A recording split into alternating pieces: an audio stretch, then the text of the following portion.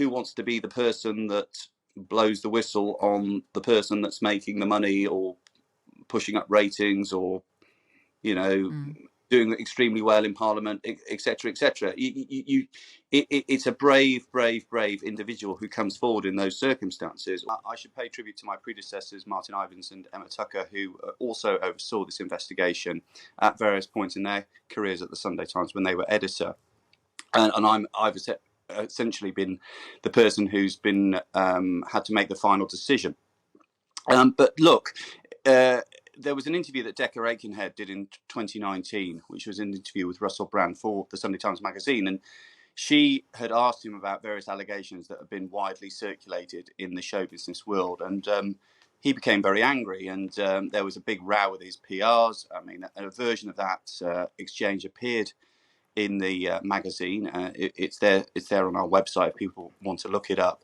And after that, the newspaper realised that there was more to be had here, and the magazine editor and the head of news at the time asked Ros, who I know you've had on the programme, 25-30 minutes ago, to start looking at it.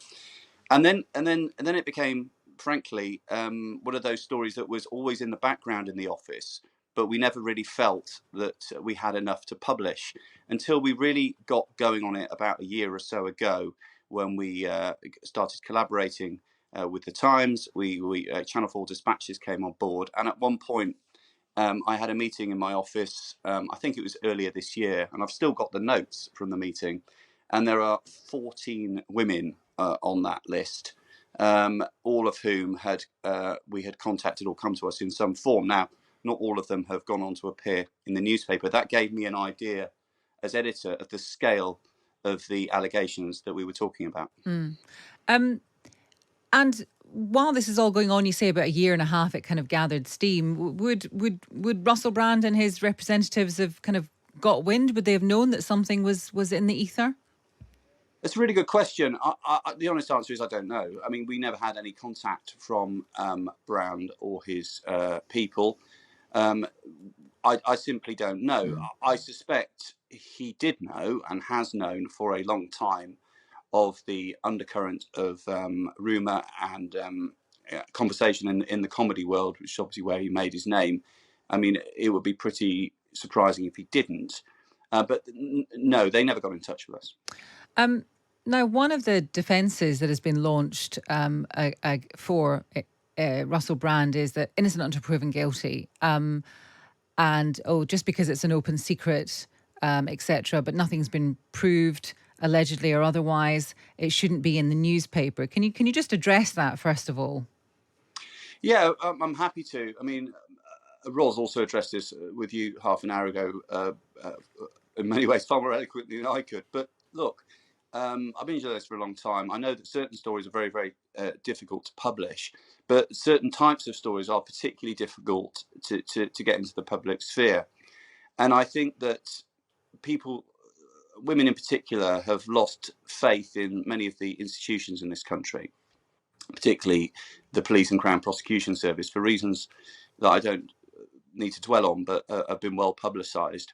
And sometimes it does take newspapers and TV broadcasters to gain the trust of those individuals and allow them to tell their story. And that's essentially what they're doing. They're telling a story, and it's up really to others to judge whether these matters are criminal, and it's up to others to judge whether they were justified in doing so. We clearly believe they were, and we could not have gone through a more laborious and time-consuming and frankly pedantic fact-checking process before these stories were published. And that would be my answer to that. We have checked, we have double-checked, we have triple-checked, and we feel that the stories are robust and they deserve to be shared with a wider audience.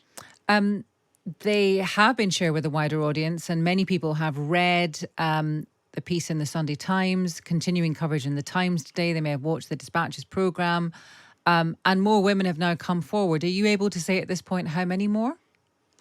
No, I'm not, because and I know, and there's a very good reason for that, is that I suspect the publicity that is now surrounding this investigation will mean that there are lots of people who will want to come forward, and some of whom will be genuine, some of whom won't, and some of whom we will have to check out extremely carefully. And just to go back to reiterate, I had a list of 14 women at one point. We ended up publishing the stories of 4 in particular. That doesn't mean those other people weren't telling the truth. It just meant that at this particular point we're not able to publish their stories. So it's a difficult exercise, and I'm not going to put numbers on who's in touch with us at the moment. Okay.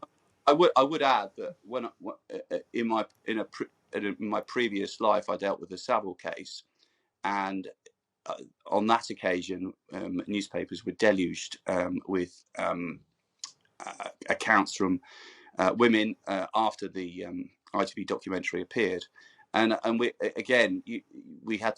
learned a lot from that. Is that you have to say, right, thank you very much for contacting us, and then work out whether that particular individual accounts checked out.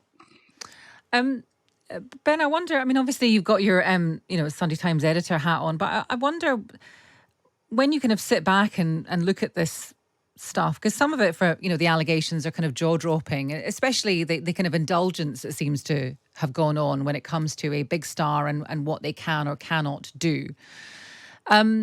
Is this something that you feel, I don't know, do you think this was something of the time, no less serious because of that, or do you think that this is something that still goes on at this level today? It's a very good question, isn't it? I mean, I do think that there is a wider problem there has been a wider problem in the media and possibly in other parts of public life, where those people who are deemed to be the word in the broadcasting industry is talent. It could be that they're senior executives in other worlds, maybe politicians, I don't know, are afforded a certain amount of protection. And I think there's been lots of good commentary over the weekend about why that may be. And I suppose, who wants to be the person that blows the whistle on the person that's making the money or pushing up ratings or, doing extremely well in Parliament, etc., etc. It's a brave individual who comes forward in those circumstances, or individuals plural. But management are often feel powerless when they're working with someone who's maybe paid a lot more than them, who has their own entourage, their own agents, their own group of people around them, and the middle managers, who often this falls to, I suspect, are intimidated. And I think there is I suppose it's how we deal with celebrity and all the highs and lows that come with that. Does it go on now? Possibly. I don't know where. I mean, it could be that there are individuals, I'm sure there are bad people everywhere, but I wouldn't like to name a particular industry or a particular profession that's guilty of it. But I suspect there are things that go on still to this day that haven't been rooted out. Ben, thank you very much for talking to us. That's Ben Taylor, who is the editor of the Sunday Times. Of course, we should reiterate that Russell Brand denies all the allegations